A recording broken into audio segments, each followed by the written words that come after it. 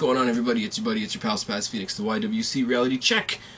And the YWC is a very interesting thing. People very recently have been shitting on me because I'm enjoying the product and, you know, I'm not, you know, in hysterics and bawling my eyes out and any of these other ridiculous over-exaggerations for the fact that we don't have Daniel Bryan for a little while. So, because I disagree with people, people pay way more attention to this channel than they normally would. And the amount of comments, and I'm not even going to dignify this with names, but the amount of comments that have said, oh, you know, it's Wednesday, it's Thursday, you haven't done a Raw review, you must not have anything to say about Raw, I thought Raw was so great, da-da-da-da. Well, here's the thing, guys. I do have a life. I wasn't in the country this weekend. I came back late Monday night. Incidentally, for those of you that remember when I hosted the No Holds Barred show with STEPHIE Sunshine, went to hang out with her for the weekend again to celebrate her being done her comps because she busted her ass for like 2 months straight, putting herself through school-related hell, and although she thought she bombed them, I told her she didn't. She actually found out today that she pretty much aced them. So first and foremost, Steph, congratulations. I've said it on Facebook, I've said it to you on the phone, I've said it to you via FaceTime, and now I'm saying it here. Congrats, you aced it, I knew you would. I'm just saying, I told you so. But yeah, I got back from the States late Monday night, and when I got back home, I actually do have people here in Brampton that notice when I'm gone. Isn't that a funny thing? I know that might be a foreign concept to some of you guys, but I've actually, you know, I'm here a lot. I do get invited places, and when I get invited places, the people here notice that I'm gone. So yeah, went to the States, partied like crazy, went ziplining, came back after 4 days in the States. My friends are like, yo, you haven't been here in 4 days, you're coming out to karaoke whether you like it or not. Fan-fucking-tastic. I'd rather do that even than watch a good Raw. Raw was great, when the main reason of which I'm going to get to in a minute, but you guys honestly think that you've scored some kind of victory over me. Oh yes, here is your YWC reality check. If I don't do a video, it's because I had something else better to do that day. It's not a silent victory, it's not a silent surrender to all of you who are angry and nitpicky because I don't agree with you at the time. But you do provide me with a lot of amusement, so I guess ultimately I should be saying thank you. Thank you for proving what psychopaths you really are. I go back to old Wrestling Jesus references about how crazy you guys are, and when I thought he was exaggerating. Wrestling Jesus is funny because he sounds like he's exaggerating, but when I deal with you guys just a little bit, it's not even an exaggeration, so I got nothing. You guys are hilarious, if nothing else. But the one main thing about Raw this week that made me just, guys, it touched my heart. It made my heart good because at Money in the Bank, we're going to have a different story this year. At Money in the Bank, we have a title match because your boy is a broken-ass, slinky-ass goat who can't compete. In the words of his twin, John Cena, you can't see me, I am not the champ anymore. The champ is stripped. Oh yes. Oh yes, Daniel Bryan has been stripped, and you know, we're gonna cry about it, and we're gonna whine about it, we're gonna totally avoid the fact that it makes sense that a guy that can't wrestle can't be a champion. Oh yes, and throw the CM Punk arguments up all you want. All you want. It's just do it. It's predictable. I want you to do it. I want you to prove me right. I want you to prove to me that you guys are as predictable as I know you are, so go ahead. There's a big, massive comment section in the bottom of this video. Throw your CM Punk arguments in there. Call me a hypocrite. I do not care. Daniel Bryan is not CM Punk. CM Punk, who's not even in the company anymore, still did more for the company than Daniel Bryan. Oh yes.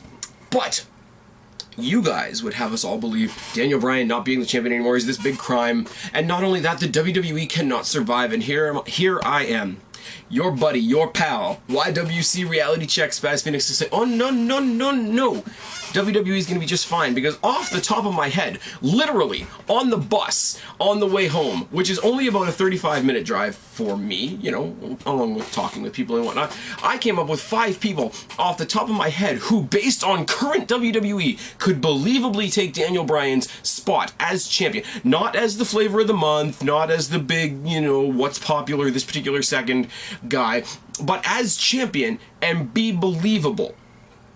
Be believable. I know.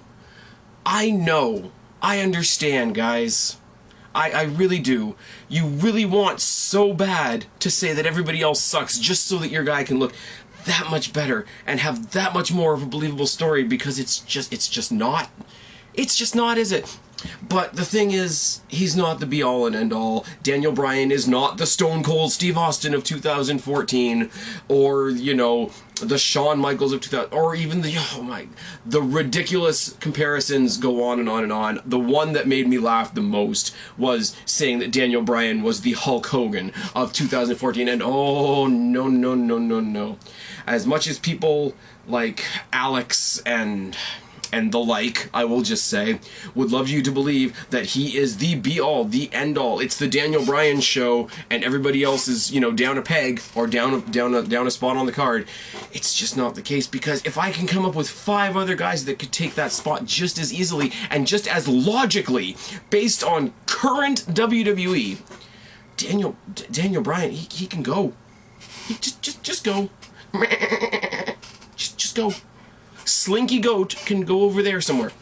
Alright, so that is the long-ass introduction to 5 guys that could definitely benefit from Daniel Bryan fucking off. Oh yes. First one's Brock Lesnar, and okay, throw him down in the box below. Throw down all the part-time arguments about Brock Lesnar, but the one thing that you cannot deny is the one thing that Paul Heyman reminds us of all the time, and that is that his client, Brock Lesnar, conquered The Undertaker's undefeated streak at WrestleMania. Oh yes. Oh yes, and I'm sorry, with the reverence that the streak was held in, that is the biggest unofficial #1 contenders match you could ever possibly win. Not only that, but he's got in his Heyman camp one of the best up-and-coming stars in Cesaro to back him up if he has any shortcomings that he needs to cover. Brock Lesnar, I'm sorry, because normally I would agree on the part-timer thing. After taking the streak, which people hate, and Steph's probably going to smack me for, I'm prepared for that, that's fine. After this guy was known as the guy that took the streak, I'm sorry, he can walk onto Raw any day of the week and proclaim himself the #1 contender. He already did it before, but after what he did at WrestleMania, he can proclaim himself the #1 contender to the WWE World Heavyweight Championship anytime he likes. He wants to throw himself into the Money in the Bank ladder match for the championship. He should get the Randy Orton treatment and not even need a qualifier, because that was the biggest qualifier of his or anybody's career. Also, he's got the intimidation factor. He could carry that belt for months. If he came back, you know, if he came back more solidly, it would knock out everybody's arguments. He could be champion. He could squash everybody. You could have the big comeback story of Daniel Bryan, and it could be so beautiful until he gets squashed like a gnat. And then have somebody else that, you know, in the bright light of Daniel Bryan has never really had a chance to shine, they can take out Lesnar. Find a heel that can go by heely means, that can get a not necessarily believable victory over Lesnar. Get it off him, he can go back on break or go back to his part-time schedule, and everybody can carry on accordingly. It's not that hard to put together. Cesaro won the inaugural, you know, Andre the Giant Memorial Battle Royal at WrestleMania. He's basically owning the WWE. He's basically absorbing every bit of heat that Paul Heyman and Brock Lesnar have from the streak. He was the MVP of his former tag team with Jack Swagger. He's survived through horrible gimmicks that everybody couldn't stand because we knew he deserved better. He has swung everybody. He's stood toe-to-toe with guys like Triple H, with guys like Sheamus. His matches with Sheamus make Sheamus matches watchable. He's in the Money in the Bank. If he goes in there and wrecks shop, it's going to be believable. And everybody's clamoring for Daniel Bryan versus Brock Lesnar at SummerSlam like Nostradamus.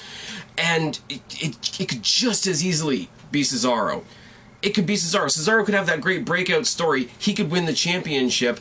Paul Heyman could try to take advantage of his championship. He could turn face on Paul Heyman. Everybody would love him. He could turn face and then, to prove his point, defend his title successfully against Brock Lesnar at SummerSlam. You have a new star. Oh yes. Oh yes. Cesaro. Brock Lesnar. Who's the next one? Who is the true, now, rising star coming out of the shambles of the Shield? Oh yes, the new chosen one. Seth Rollins, just split from the Shield. He's the one that's going to make the identity on his own. The other two are going to kind of straggle together for a while. He's going to be the sore thumb that gets hit by a hammer and stands out, is he not? The fact that it's a sledgehammer is even more ironic. He could be Triple H's next best for business guy. I could see him going in and being a last-minute entrant into the Money in the Bank match for the WWE World Heavyweight Championship at Money in the Bank. He's made, his style, his aggression is made for a match like Money in the Bank. They could play up a story where we think, oh, you know, the people that bitch about Randy Orton, oh, we're just going to get the same old Randy Orton bullshit. We could pull this whole thing where Triple H puts Seth Rollins in there in the last minute to, you know, back up Randy Orton, the way Randy Orton used to back up Triple H, and then there could be a swerve, there could be a selfish moment. Triple H and Rollins could turn on Orton, Orton could turn face, go do something else. Seth Rollins could benefit from it like Orton did last year against Bryan. He could be your champion, he could be your champion successfully. He could defend it against his former Shield mates and see, look, I broke away from you, and this is what I did with it. Ambrose, you want to come? Come on out. Reigns, you want to come out? You think you're big and bad? Come. I will defend my championship against all or both of you. He could sit there and wait with a smile on his face and say, okay, time for ROH's revenge. And he defeats your boy Daniel Bryan at SummerSlam or anywhere else. He can have this great continuous rivalry that he's already starting with Dolph Ziggler. Bring Dolph Ziggler out of obscurity. He could do a lot. Evolution could go back to what it initially was, past, present, and future. Rollins, I'm sorry, out of anybody in the Shield, I love Ambrose as a promo guy, I love Reigns as a spectacle guy, but as an in-ring guy, Rollins is the guy. If I can't have Jeff Hardy, and I can't have CM Punk, why not have an amalgamation of the two? And I'm sorry, as you go in the WWE right now, because Justin Gabriel isn't pushed the way he's supposed to be, that is Seth Rollins, 100%. As championship, shed the, big boss man retro attire, forge your own identity, maybe under the tutelage of Triple H, maybe not so much, maybe you break away eventually and you don't need it anymore. Seth Rollins as champion, nobody else is going to say, oh, Seth Rollins versus Daniel Bryan, there's no contest. They're fucking right is. Abso-fucking-lutely. Take the blinders off. I loved CM Punk as champion, but like if Dolph Ziggler came along at that time, I would have been alright with Ziggler because he deserved it too. Yeah, Daniel Bryan's a great wrestler. Guess what? Seth Rollins is too. Cesaro is too. Ziggler is too. Just like, it's right there. And Daniel Bryan, the sure thing of the WWE, is keeping all these guys from getting their legit shot. Because, I'm sorry, if Daniel Bryan hadn't been injured, he would have one by one steamrolled through all of these guys, the same way you hate Cena for doing. Throw a beard on John Cena and give him the exact same booking, and that's what Daniel Bryan would have gotten. What did he do? He went to WrestleMania, got the world handed to him on a silver platter 3 or 4 times over, and then had a shitty match with Kane where the only thing that was proven is that Daniel Bryan drives a forklift worse than me. That's bad. That's bad. This is interesting. That's bad. Oh yes. Ziggler, I just said it. Ziggler's been wallowing in obscurity. Ziggler is the next one to pop up. Ziggler is the most overdue champion WWE has ever had. I said back in the day, Jeff Hardy worked long, worked hard, and it was a long story before he became a WWE champion. I still say he was the most waited for deserving champion that took a long time, however you want to say it, champion that took a long time to get a championship. Jeff Hardy is the pinnacle of that for me, as you guys can probably guess. Ziggler is approaching Jeff Hardy territory as far as getting a legitimate title run. But he's getting in Triple H's face now. He is the one now that is sharing the limelight with Triple H, with Rollins, with Orton, probably. We all know what Ziggler can do in a match with Orton. We've seen little glimpses, especially on Main Event this week, of what Rollins can do in a match or with Dolph Ziggler. Put championship implications on that. Put them both in Money in the Bank. If you've got two guys in the WWE more built for Money in the Bank or a high-stakes, high-paced, you know, not a spot fest, but a high-stakes, high-paced, alternative-style match, Ziggler and Rollins, fuck, it's right there. Like, Daniel who? Really? And this is not even a dig at Daniel Bryan. I'm just saying that, you know, the world is not going to come to an end, and there's not going to be a lack of championships for the next 6 months if Daniel Bryan can't compete. You can have legitimate, deserving champions in the WWE that are not Daniel Bryan. You really can. You really can. And look at them. And it's not, and oh my god. I love how the people that hate Cena so much are the ones that are so quick to say, oh, Daniel Bryan's right on John Cena's level. If Daniel Bryan's gone, then they're just going to throw the belt back on Cena and we're going to be back in obscurity. No. See, because even Cena, and you guys know how I feel about Cena, even Cena has stepped away from the title picture. Now, is he going to be in Money in the Bank? Probably. It's a multi-person match with championship implications. He'll probably be in there. It's the same reason Randy Orton's in there. Let's be real. I like Orton. But if it's a multi-person match with championship implications, he's going to be in there one way or the other. Right now it works that he's a heel, and Triple H just threw him in there for the hell of it because he's one of his boys. I'm surprised Triple H didn't throw himself in there. But that's fine. I don't think John Cena's winning this. I don't think John Cena's winning this. His current nemesis, and the guy that I'm about to talk to next, has a better chance of winning this than he does. Oh yes. The last one.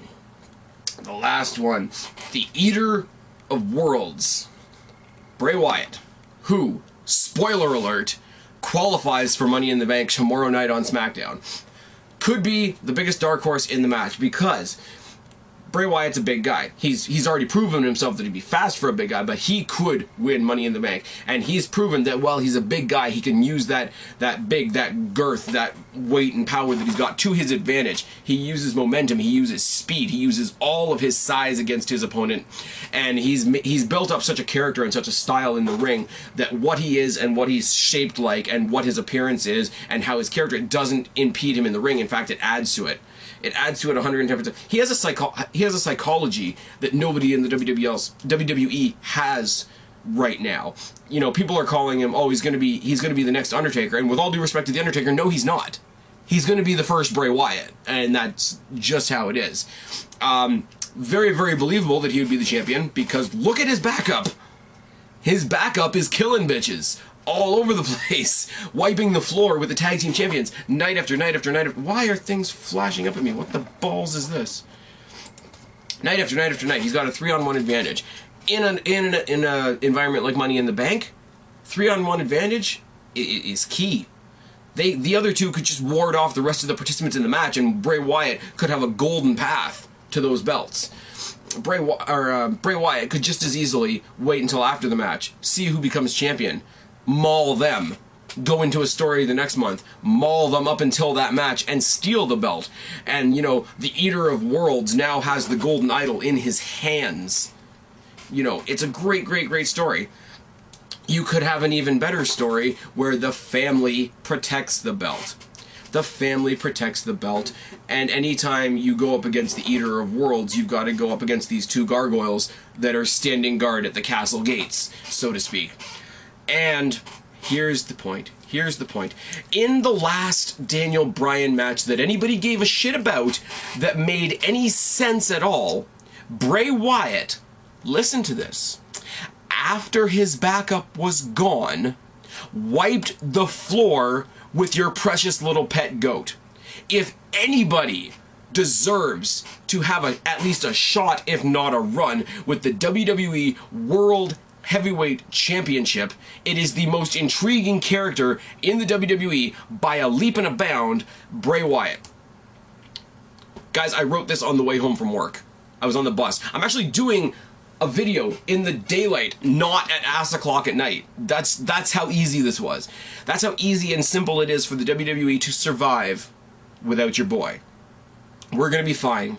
I'm not saying any of these are going to happen, but based on what's going on right now currently, this is not me pulling strings, this is not me pulling rabbits out of hats and changing stories and changing history and changing facts. This is based on the facts that are out on our table right now. Any one of these things could happen and they would make complete sense and they would be completely valid. So this whole mentality of WWE is going to die for 6 months until Daniel Bryan comes back, the titles are going to turn to ash in anybody else's hands, is just fucking bullshit. Hopes are high for the WWE right now. I'm going to tell you next week why I'm just as hopeful about the Tag Team Championship division and titles and so forth. So there's your little preview for next week. Those of you that are being negative for the sake of it and pulling any little negative string you can to try and prove that your boy is the be-all and end-all, I will be more than happy to explain to you why you're full of shit. And for any of you that actually, you know, think on a more rational level, think on a more open-minded level, a more even-keeled level, and you still want to add to my Q&A, Ask the Phoenix, you've got 17 more days. Go back to May's Ask the Phoenix, toss your questions in the comment section of that video. I'm sure I'm losing friends by the bucket load when I do videos like this, but oh... are they friends if they bail because I spoke my mind and told that truth? Probably not. I've been Spaz, and oh yes, your YWC reality check. Subscribe up there, talk down there, start a conversation, keep all these conversations going. Tell me how crazy I am. I really, really do want to hear it. I'm out of here, guys. Don't be a stranger. I'll talk to you later. Bye.